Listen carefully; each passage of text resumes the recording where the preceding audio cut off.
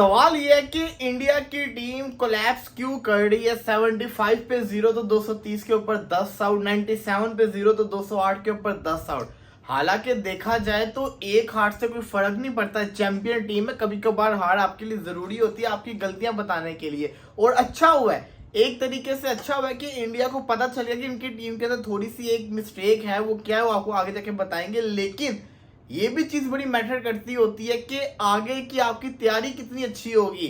जब आप जीते जाओगे तो फिर तो आपको अपनी गलतियों का पता नहीं चलेगा। और एक आप मैच हारे जैसे कि वर्ल्ड कप का फाइनल और आपके हाथ से ट्रॉफी निकल गई। हालांकि उस वक्त तो इंडिया अच्छा खेल रही थी, लेकिन इस सीरीज की बात करें तो इसके अंदर इंडिया कोलैप्स कर रहा है। क्यों कोलैप्स कर रहा है, ये क्या वजह है? क्या जिसको कहते हैं कोचिंग मैनेजमेंट में चेंज है, इस वजह से कोई मसला आ रहा है, या जिसको कहते हैं प्लेयर्स जो हैं वो स्पिन को सही नहीं खेल पा रहे? इसमें कोई शक नहीं है, प्लेयर्स सारे बहुत अच्छे हैं, स्पिन को खेलना भी जानते हैं। और इनसे अच्छी स्पिन कौन खेल सकता है? एशिया के अंदर सबसे अच्छे जो स्पिनर्स अगर लंका के हैं तो अच्छे बल्लेबाज भी इंडिया के पास हैं जो अच्छी स्पिन को खेल सकते हैं। तो फिर क्या मसला हो रहा है, देखिए जरा गौर से इस चीज को एनालाइज करेंगे। लेकिन सबसे पहले मैं बात करना चाहूंगा पेरिस ओलंपिक्स की। जो भी है इस वक्त देखा जाए तो पाकिस्तान का तो बहुत ही बुरा हाल है।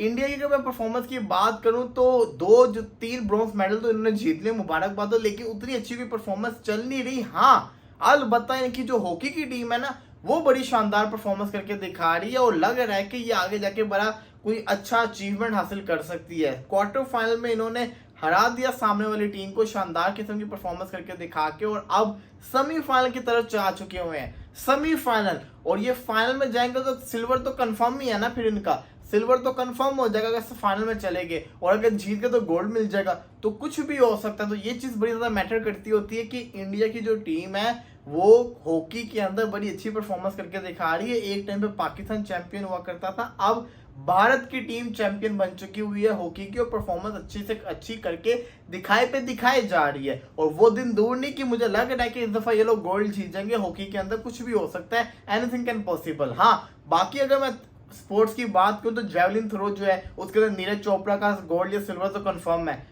इसके अंदर भी एक ही जैसा कहते हैं ना, मेडल इनको सिल्वर या गोल्ड मिलना ही मिलना है हॉकी के अंदर भी, क्योंकि अच्छी टीम परफॉर्मेंस दिखा रही है। और अगर किसी ने गोल्ड जीत लिया तो इससे बढ़कर इंडिया के लिए क्या हो सकता है? अभी तक 3 ब्रॉन्ज तो आ चुके हुए, आगे लग रहा है कि और मेडल ये लोग जीत जाएंगे। लेकिन पाकिस्तान की मैं बात करूं तो सिर्फ और सिर्फ एक अरशद नदीम से उम्मीद है, उसके अलावा किसी से उम्मीद नहीं। लेकिन उसका भी मुकाबला नीरज चोपड़ा के साथ है, तो बंदा वहां पे बात करे तो करे क्या।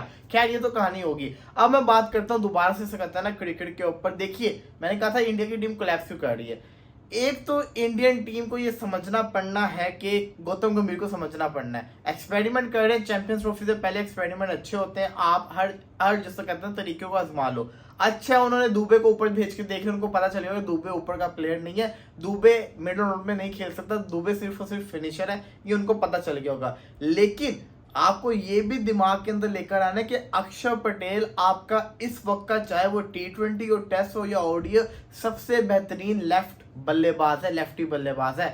टेस्ट के अंदर बॉर्डर गावस्कर ट्रॉफी आपको याद होगी कैसे रन कर रहा था, T20 आपने देख लिया, ओडीआई के अंदर भी ये बंदा रन कर रहा है। आपको अक्षर पटेल को एक सूटेबल पोजीशन के ऊपर खिलाना पड़ना है। वो एंड का प्ले नहीं, जिस तरह से आपने उसको ऊपर भेजते हैं उसकी एक नंबर 4 या नंबर 5 की पोजीशन फिक्स कर दीजिए। इंडियन टीम का मसला बताऊं क्या आता है, आपने देखा हो तो आज इंडिया के लेफ्टी मुश्किल क्रिएट कर रहे थे सामने वाली बॉलिंग लाइनअप के लिए। इंडिया के टॉप 4 की मैं बात करूं, शुभमन गिल, रोहित शर्मा, विराट कोहली, श्रेयस अय्यर, इवन केएल राहुल, 5 जो बल्लेबाज हैं वो सारे के सारे राइट हैंड बल्लेबाज हैं। तो जब सामने अच्छे बॉलर लगे हुए थे तो उनको मुश्किल क्रिएट हो रही थी और सारे के सारे आउट हो रहे थे।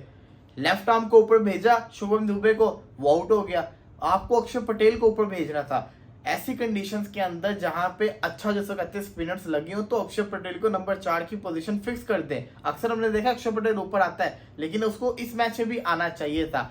यही नहीं, इसी के साथ साथ मैं जो चीज कहना चाह रहा हूँ कोलैप्स होने की वजह, रोहित शर्मा ने बड़ी अच्छी बात की। रोहित शर्मा का स्टाइल ही है रिस्क लो, लेकिन आपने ये भी ध्यान में बात रखी, जिस वक्त रोहित शर्मा खेल रहा होता है तब पावर प्ले भी होता है और नया बॉल होता है। नए बॉल से बैटिंग करना आसान होती है, जितना बॉल पुराना होता है उतना मुश्किल होता है, फिर चाहे आपने जितने भी रन बना लिए हो। तो ये चीज बड़ी मैटर करती होती है। हाँ, इंडिया कोलैप्स कर गया, 97 पे 0 था, इंडिया को वाला मैच जीत जाना चाहिए था, लेकिन चलो जो हो गया वो हो गया। लेकिन फिर भी कोलैप्स करने की वजह सिंपल सी यही है कि जो बॉलर्स हैं वो जिसको कहते हैं ना बल्लेबाजों पे हावी हो रहे। बल्लेबाज ना बहुत ज्यादा प्रेशर अपने ऊपर लेके जा रहे हैं। जितना आप रोकेंगे उतना आप बुरे तरीके से आउट होंगे।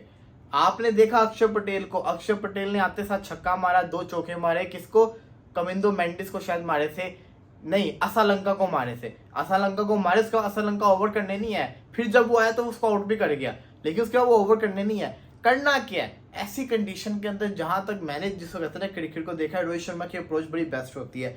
आप रोकने पे जाओगे आप आउट होगे, आप अटैक के ऊपर जाओगे आपका आउट होने का चांस होगा, रिस्क होगा, लेकिन आप रन्स भी करोगे। जब आप रन्स करोगे तो आपके रन्स होते रहेंगे, फिर चाहे आउट भी हो जाए, लेकिन जब आप रोकने पे जाओगे तब आपके ना रन्स होंगे और आप आगे जाके आउट भी हो जाओगे। एक खतरनाक बॉल आपका किस्सा तमाम कर देगा। विराट कोहली, श्रेयस अय्यर आपके सामने एग्जाम्पल है कि वो तो रोक ही रहे थे, एक बॉल मिस हुआ, पैड पे लगा, एलबीडब्ल्यू हो गए।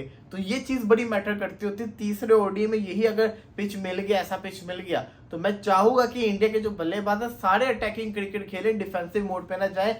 जब वो डिफेंसिव मोड पे जाएंगे तब उनके लिए रोकना मुश्किल होगा, सामने वाले आप पे हावी हो जाएंगे। और फिर जैसे वो फील्डिंग कर रहे थे, कमिंदो मेंडिस जो उसने कैच पकड़ा वो भी ब्रिलियंट था। तो हर किसी को रोहित शर्मा वाली अप्रोच निभानी पड़नी है ऐसी कंडीशन के अंदर, ऐसी पिचेस के ऊपर। सीखने को क्या मिला, सीखने को ये मिला कि आपको इन कंडीशंस के अंदर आपको एग्रेसिव क्रिकेट खेलनी पड़नी है, डिफेंसिव की तरफ नहीं जाना पड़ना। जितना आप डिफेंस की तरफ जाएंगे उतना आपका जैसे कहते हैं ना खतरा होगा आउट होने का। और रही बात, देखिए एक हार या जीत से कुछ नहीं होता, चैंपियन टीम है, कमबैक बड़ा अच्छा करेगी। हाँ ये जरूर है कि विराट कोहली का कोलंबो के अंदर स्टैट्स बड़े अच्छे थे, जो कि अभी बड़े जिसे कहते हैं 2 मैचेस से बुरे चले गए, और विराट कोहली का रन करना अब जरूरी भी हो गया हुआ है।